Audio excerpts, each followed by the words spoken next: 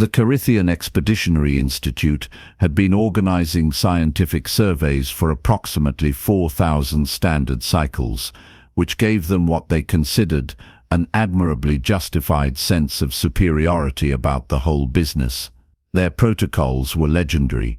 Their equipment manifests read like love letters to redundancy.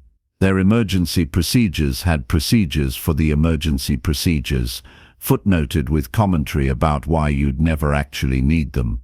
Because, seriously, look at all these primary systems.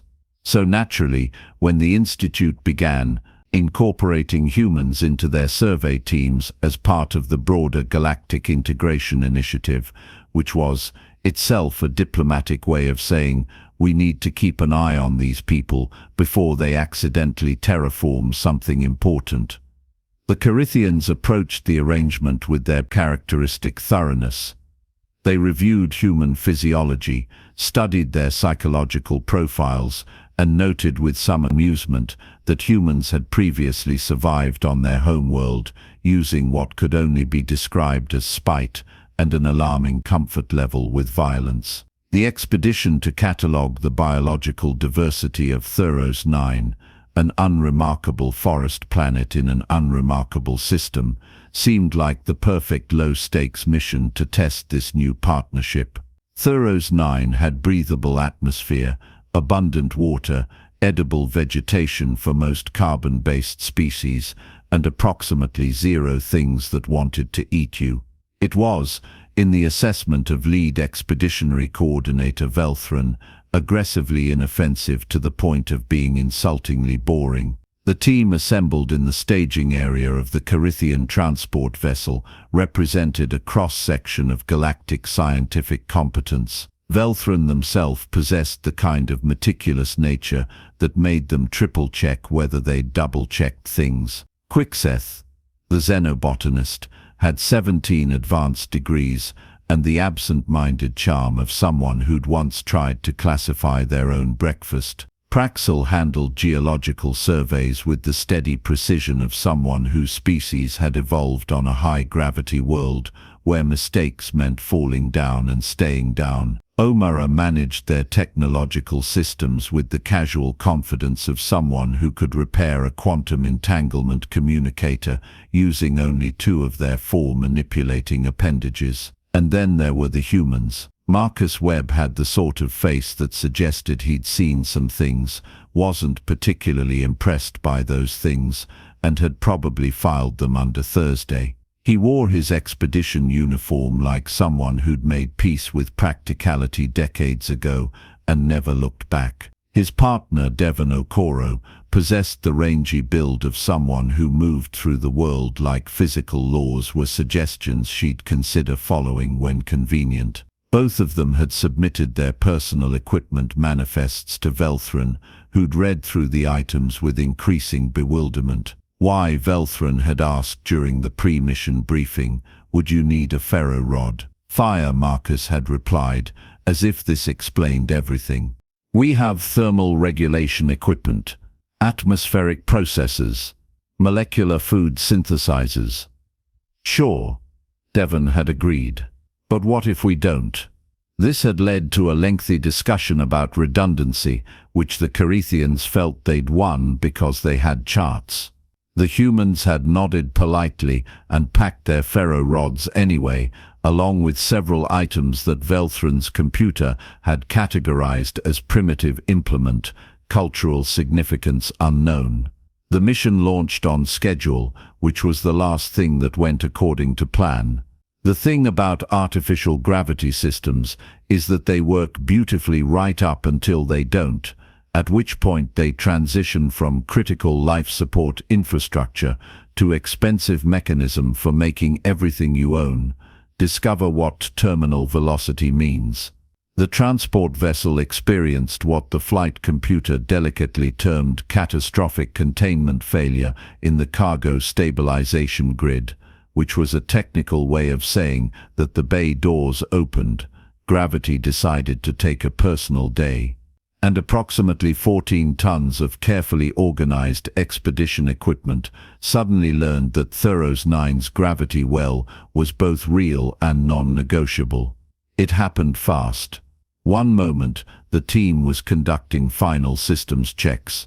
The next, alarms were screaming, the deck was tilting at an angle that geometry normally didn't permit, and every single piece of equipment, not magnetically locked down, was making a spirited break for freedom through the widening cargo bay doors. Velthran watched their entire mission plan, literally, the physical datapad containing the mission plan, tumble past their head and disappear into the rushing wind. It was followed by the backup datapad, then the backup to the backup, then Quixeth's favorite sample collection drone, spinning end over end like a very expensive frisbee. The emergency landing was controlled in the sense that they didn't explode. They did, however, end up approximately 40 kilometers from the impact site, where their equipment had created what would undoubtedly become a very interesting geological feature for future expeditions to puzzle over.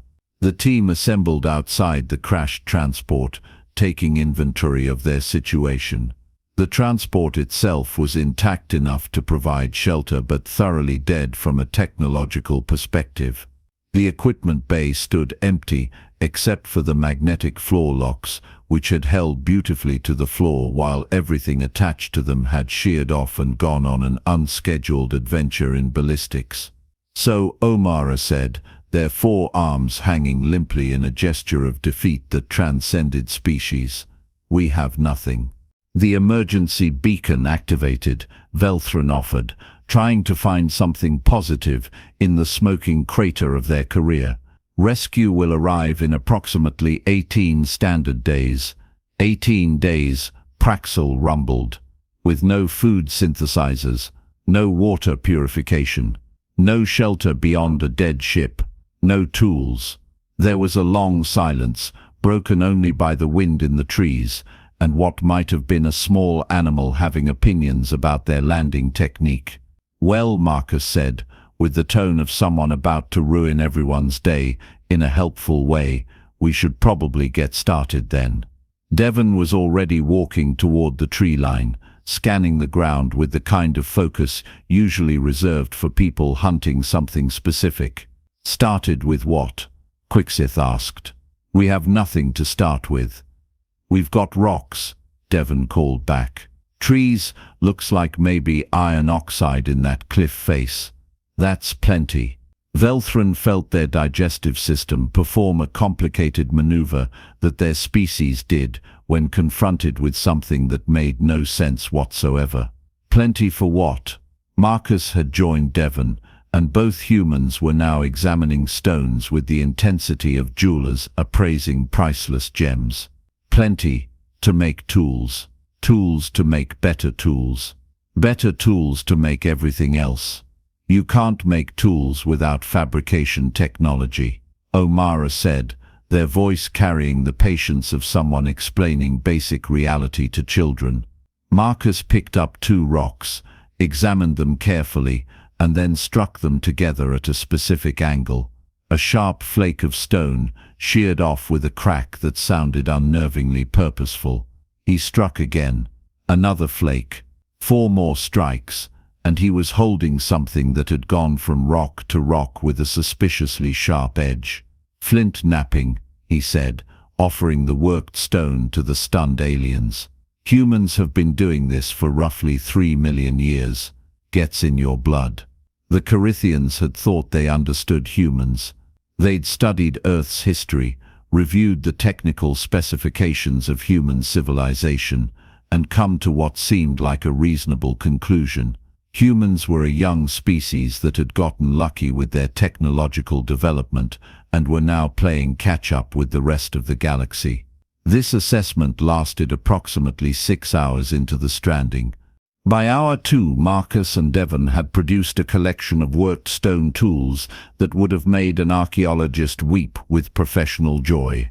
Scrapers, hand axes, borers, and what Marcus called a pretty decent blade that looked like it could field dress anything that made the mistake of being edible.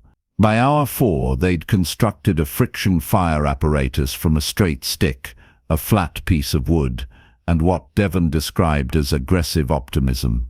The aliens watched in fascination as Devon spun the stick between her palms, pressing it into the flat wood with steady pressure. Smoke began to rise. Then a coal formed, glowing angry red. Then actual fire coaxed into existence from friction and plant fiber. "This is impossible," Quixoth breathed, watching flames spread through the carefully arranged tinder. The energy expenditure required, the precision, the practice. Marcus finished, feeding slightly larger twigs into the growing fire. "Every human kid learns this." "Well, most of them. It's part of basic education.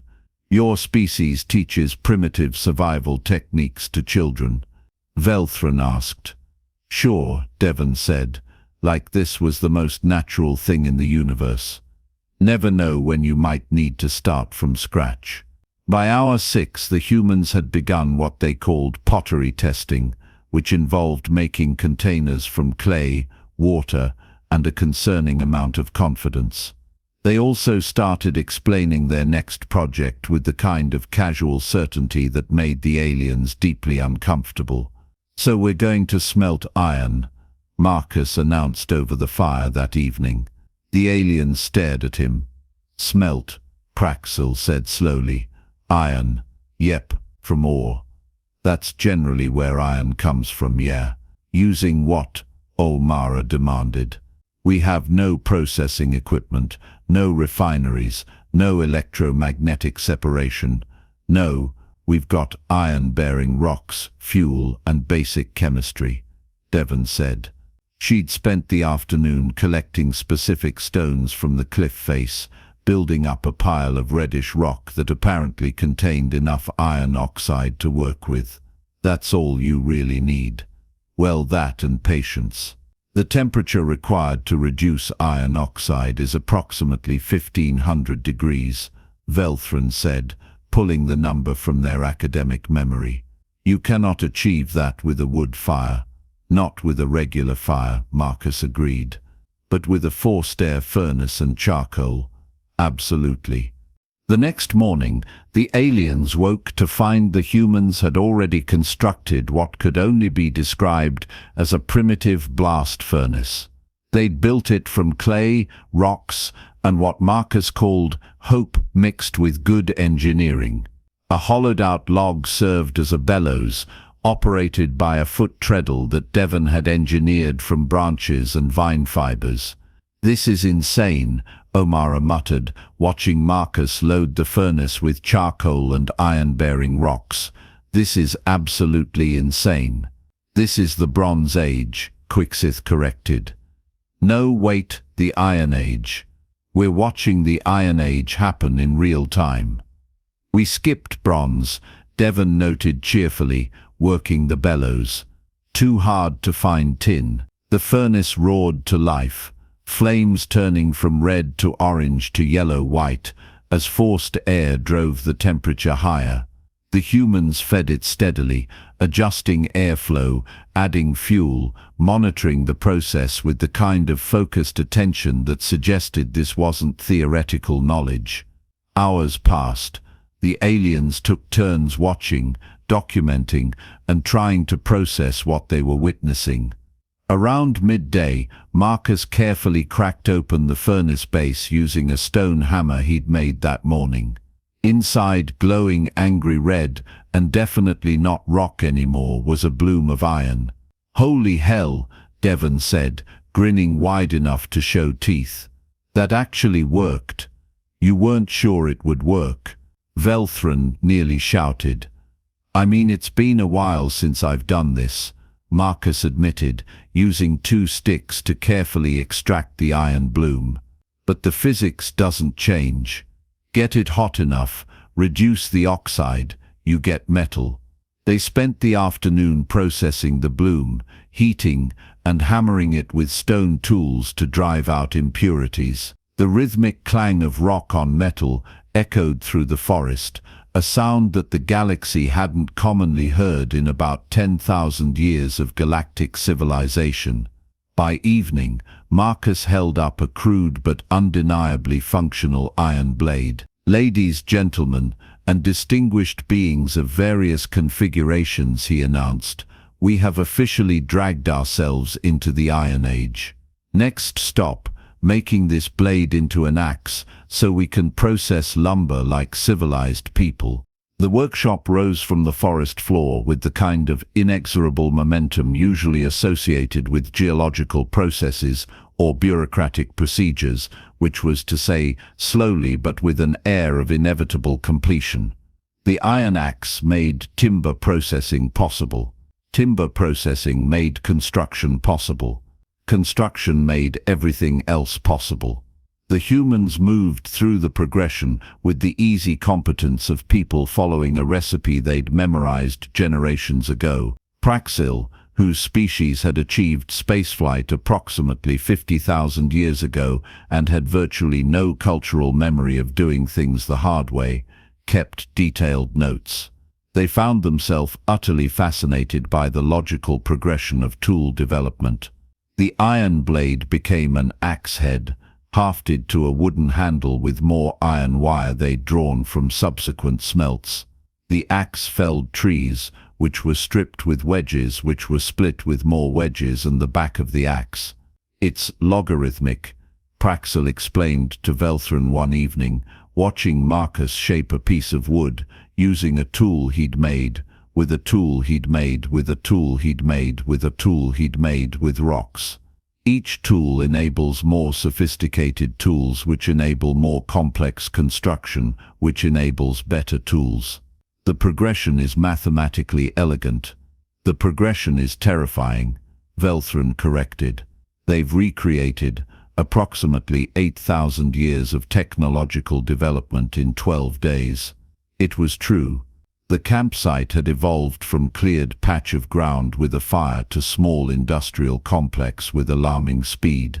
The workshop structure featured lumber walls, a thatched roof that didn't leak much, and a workspace that would have looked at home in any medieval manufacturing center. The furnace had been rebuilt larger and more efficient. A quenching trough held water for heat treating. An anvil, an actual anvil forged from the iron they'd smelted using rocks, sat on a log stump. Quixith had contributed to the effort by identifying edible plants and establishing what they called a sustainability garden, which was generous terminology for patch of ground where we're encouraging useful plants to grow. The humans had shown them techniques for plant propagation that Quixith's 17 advanced degrees had somehow never covered. Root division, Devon had explained, carefully separating a tuber plant, or cuttings for the woody species. Basic agricultural techniques, probably 40,000 years old on Earth. "I have a doctorate in xenobotany," Quixith had said weakly. "Yeah, but do you know how to convince a plant to grow where you want it using a stick and optimism?" Omara had found their niche operating the bellows for the forge, which required precise airflow management that played to their technological aptitude. They'd also constructed a basic water filtration system using charcoal, sand and ceramic vessels which purified enough water for the group's needs. "I'm filtering water through dirt," Omara had observed. "I have 4 degrees in advanced systems engineering, and I'm filtering water through dirt because it works." The workshop rose from the forest floor with the kind of inexorable momentum usually associated with geological processes or bureaucratic procedures, which was to say slowly but with an air of inevitable completion. The iron axe made timber processing possible. Timber processing made construction possible. Construction made everything else possible. The humans moved through the progression with the easy competence of people following a recipe they'd memorized generations ago. Praxil, whose species had achieved spaceflight approximately 50,000 years ago and had virtually no cultural memory of doing things the hard way, kept detailed notes. They found themselves utterly fascinated by the logical progression of tool development. The iron blade became an axe head, hafted to a wooden handle with more iron wire they'd drawn from subsequent smelts. The axe felled trees which were stripped with wedges which were split with more wedges and the back of the axe. It's logarithmic, Praxil explained to Velthron one evening, watching Marcus shape a piece of wood, using a tool he'd made with a tool he'd made with a tool he'd made with a tool he'd made with rocks. Each tool enables more sophisticated tools, which enable more complex construction, which enables better tools. The progression is mathematically elegant. The progression is terrifying, Velthron corrected. They've recreated approximately 8,000 years of technological development in 12 days. It was true. The campsite had evolved from cleared patch of ground with a fire to small industrial complex with alarming speed. The workshop structure featured lumber walls, a thatched roof that didn't leak much, and a workspace that would have looked at home in any medieval manufacturing center. The furnace had been rebuilt larger and more efficient. A quenching trough held water for heat treating. An anvil, an actual anvil forged from the iron they'd smelted using rocks, sat on a log stump. Quixith had contributed to the effort by identifying edible plants and establishing what they called a sustainability garden, which was generous terminology for patch of ground where we're encouraging useful plants to grow. The humans had shown them techniques for plant propagation that Quixith's 17 advanced degrees had somehow never covered. Root division, Devon had explained, carefully separating a tuber plant, or cuttings for the woody species. Basic agricultural techniques probably 40,000 years old on Earth. I have a doctorate in xenobotany, Quixith had said weakly. Yeah, but do you know how to convince a plant to grow where you want it using a stick and optimism? O'Mara had found their niche, operating the bellows for the forge, which required precise airflow management that played to their technological aptitude. They'd also constructed a basic water filtration system using charcoal, sand and ceramic vessels, which purified enough water for the group's needs. I'm filtering water through dirt, O'Mara had observed. I have 4 degrees in advanced systems engineering, and I'm filtering water through dirt because it works. The shelter sleeping area expanded to accommodate everyone comfortably. The humans showed them how to construct raised beds for insulation, weave reed mats for comfort, and arrange the space for both privacy and efficiency. Fire pits were positioned for optimal heat distribution. Storage was organized. The entire compound began to resemble something a pioneer settlement might have recognized.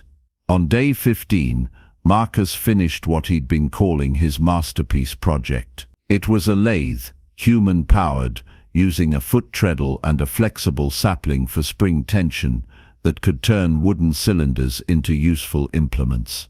He demonstrated by producing a bowl that, while not winning any aesthetic awards, was functionally round and would hold liquid. This is what humans do. Devon said that evening, all of them gathered around the fire pit in their now comfortable compound. We build, we make. We look at raw materials and see possibilities. Your species has only been spacefaring for approximately 200 years, Velthron said slowly, working through implications. But you maintained this knowledge. These skills, we maintain lots of knowledge, Marcus said. Sure, most humans never smelt iron or build a workshop from scratch. But enough of us know how, and we teach it because... He paused, searching for words. Because forgetting how to start over feels like tempting fate. Your entire civilization is built on the assumption it might collapse, Praxil said. Our entire civilization has collapsed, Devon corrected. Multiple times. Different regions, different eras, but yeah, we've seen empires fall, knowledge lost, people scattered, and every time, Someone had to remember how to make fire, forge metal, build shelter. So we keep teaching it, just in case. Quixith gestured at the compound around them, lit by forge light and firelight. This seems excessive for just in case. Marcus laughed. Is it though? We've been stranded for 15 days, and we've got shelter, tools, food, water, and a functional metalworking operation. Seems pretty reasonable to me. It's terrifying, Velthrin said quietly. Your species plans for the apocalypse as standard educational curriculum. We prefer to call it foundational skills training, Devon said. Sounds less dramatic. The conversation drifted to other topics. The rescue ship's expected arrival, what they'd each do first upon returning to civilization, whether the Institute would classify this mission as a success or a fascinating disaster. But Velthrin kept returning to the central uncomfortable truth. Humans didn't just survive the loss of technology, they seemed almost comfortable with it, like this was a challenge they'd been expecting their entire lives. The rescue ship arrived on day 18, precisely on schedule, because the Karythian Expeditionary Institute didn't do things late. The rescue coordinator, a Karythian named Velmont, descended from the ship expecting to find survivors huddled in emergency shelters, rationing supplies, and generally having a miserable time.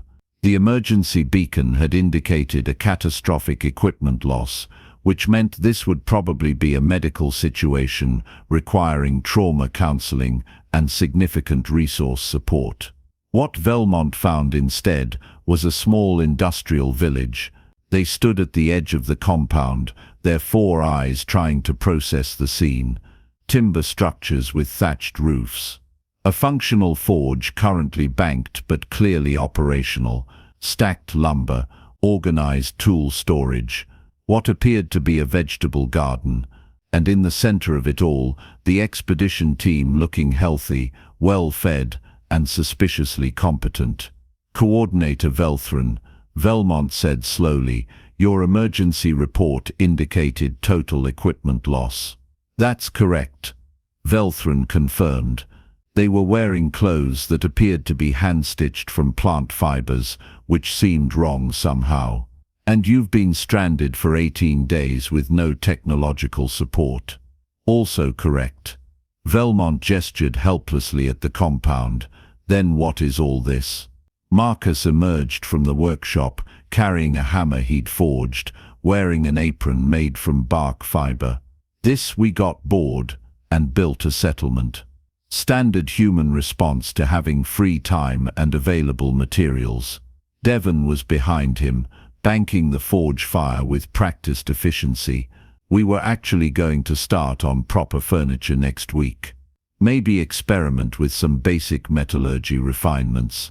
The rescue coordinator looked at the assembled team, the compound, the forge, the organized chaos of functional primitive civilization, and had the expression of someone whose worldview was undergoing rapid, unscheduled disassembly. You built a forge, Velmont said. Yep, from rocks. Well, we used some clay too, and wood. But sure, basically rocks. And you made tools. Had to, Marcus said reasonably. How else were we going to build everything else? Praxil approached with their meticulously organized documentation. I have comprehensive notes on the entire process if you're interested. The humans demonstrated remarkable proficiency in rapid technological bootstrapping. I believe several academic papers could be derived from this experience, Quixith added. I've also documented 17 primitive agricultural techniques that aren't covered in standard xenobotanical training. The humans have a saying about teaching someone to fish rather than giving them a fish. It applies to everything they do. O'Mara was carefully packing their handmade water filtration system. I'm taking this with me. It works better than some commercial units I've tested. Velmont turned to Velthrin. And you supervised this. Supervised is generous, Velthrin admitted. Mostly I documented and tried not to have an existential crisis about how my people forgot everything these humans remember as basic education. The rescue ship's crew helped pack up personal items, though there wasn't much to pack. The compound itself would remain, a testament to what happens when humans get stranded with nothing but time and raw materials. Velmont made several passes through the workshop, documenting everything for the inevitable inquiry report. "The Institute is going to have questions," Velmont said. "The Institute always has questions," Velthran replied. "This time there'll be very interesting questions." The Karythian Expeditionary Institute's official report on the Thuros 9 incident ran approximately 400 pages, including appendices, technical documentation, and several sections that the review board had flagged as requiring verification, because this seems implausible. The executive summary, however, was remarkably brief.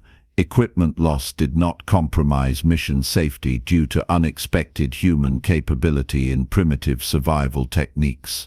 Recommend adding human personnel to all future expeditions as contingency measure. Also recommend updating emergency protocols to include Ask the Humans First as Step 1. The compound on Thuros 9 remained undisturbed, per Institute policy on indigenous site preservation. It wasn't indigenous, technically, but the review board decided it qualified under the spirit of the regulation. Within a year it had become a minor tourist attraction for expeditionary teams passing through the system, a chance to see what happens when humans encounter a problem and decide the solution is to rebuild civilization from first principles. Marcus and Devon returned to regular expedition rotation, their personnel files now flagged with exceptional resourcefulness and possibly concerning competence in primitive technology. They received commendations, academic recognition, and several requests to teach courses in survival techniques. They declined the courses. As Marcus explained to Velthran during their next mission together, it's not really something you can teach in a classroom. You've got to be willing to look at rocks and see tools, trees and see lumber, problems and see solutions. That's not a skill, it's a mindset. A terrifying mindset, Velthran said. Sure, Devon agreed cheerfully. But useful. The galaxy continued turning, civilizations continued advancing, and technology continued making life easier for trillions of beings across thousands of worlds. But now, on every Karythian Expeditionary Institute mission, tucked in the emergency supplies alongside the advanced equipment and redundant systems, there was a small kit labeled Human Contingency Protocol. It contained rocks. Very good rocks, according to Marcus, but rocks nonetheless, just in case. Because the galaxy had learned an important lesson about humanity, they weren't impressive because they'd reached the stars. They were impressive because they remembered how to start from dirt and rocks and still get there. Give them nothing, and they'd build everything. Strand them in the wilderness, and they'd establish industry. Take away their technology, and they'd make new technology from whatever was lying around. The Karythians had 4,000 years of expeditionary experience, but humans had 3 million years of experience, looking at the world and asking, how can I make this into something useful? Turned out, that was the more valuable skill set. Who knew?